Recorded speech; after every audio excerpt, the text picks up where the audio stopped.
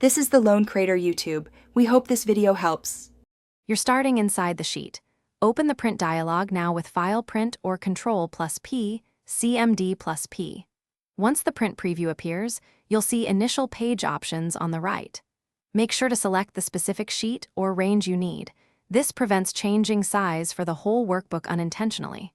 Also check orientation and margins quickly, because they affect how paper size maps to content. Now we'll change Actual Paper Size under the Page Setup area in the Print dialog.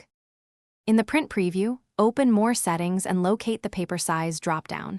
This controls the sheet's printable paper dimensions. Choose a standard option like letter or A4 to match your printer or recipient. If your content doesn't fit, use Scale to choose Fit to Width, Fit to Page, or manually set a percentage. This is crucial to avoid cut-off columns. Once selected, verify orientation and margins again, because they interact with paper size, and change how rows and columns flow across. After picking paper size, preview every page with the page arrows to ensure content and breaks look correct. Once satisfied, click Next or Print to send to your printer, or choose Destination Save as PDF to save the layout. If columns are cut off or margins shift, make sure the print area and selected range are correct, adjust scale, and check your browser or printer DPI settings.